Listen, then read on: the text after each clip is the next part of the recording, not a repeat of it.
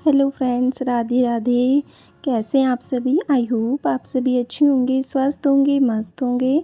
तो फ्रेंड्स देखिए, आज ना मैं पर्दे सिलने बैठी हूँ, क्योंकि ना पर्दे बहुत ज़्यादा थोड़े से फट गए थे, उनकी सिलाई निकल गई थी।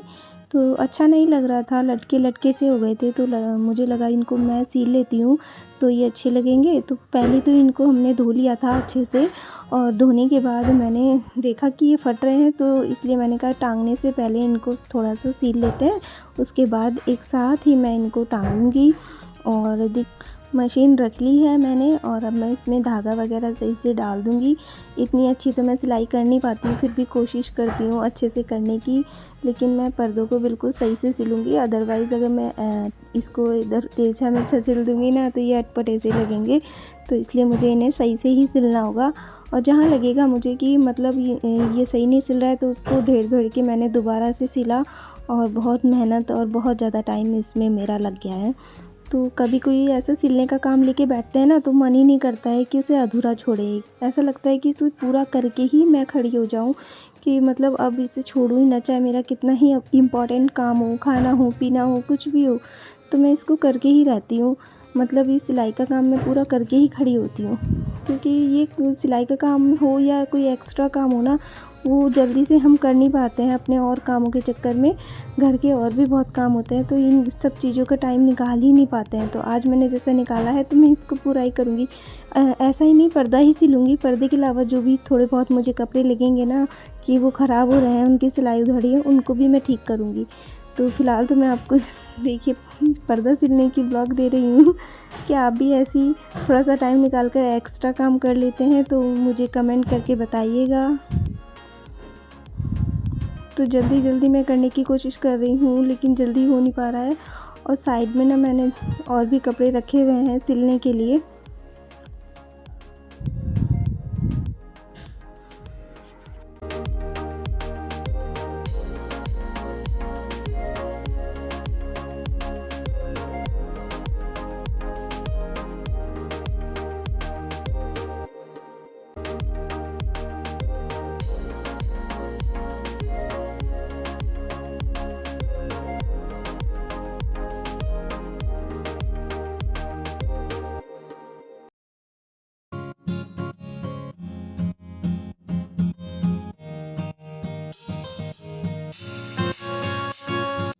तो देखिए, यहाँ पर ना धूप थोड़ी सी तेज़ हो रही थी, और धूप में बैठना बिल्कुल मुश्किल हो गया था।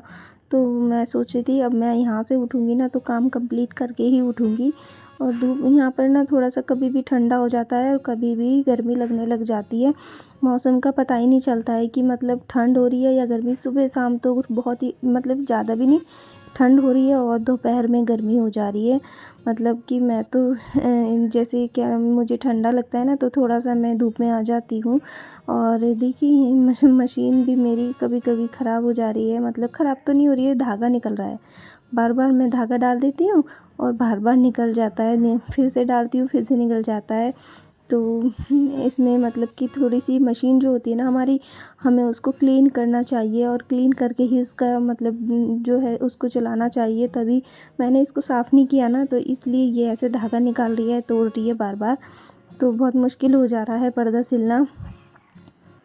तो एक तो ये जो पर्दे हैं ना, ये बहुत ही ज़्यादा सटीक तरीके से सिले हुए हैं, तो इक्वली मतलब इनकी जो सिलाई है ना उसको मुझे ठीक से ही करना पड़ रहा है। अदरवाइज़ मैं ऐसे ही सिल दूँगी तो वो बहुत अटपटे लगेंगे।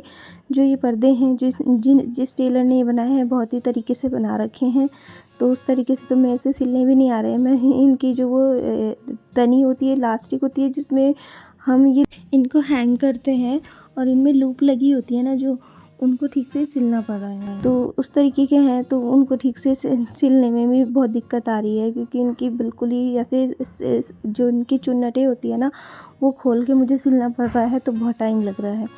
तो ऐसा लग रहा है बाकी के काम तो जैसे हो ही नहीं पाएंगे, बस आज इसी काम को कंप्लीट करना पड़ रहा है।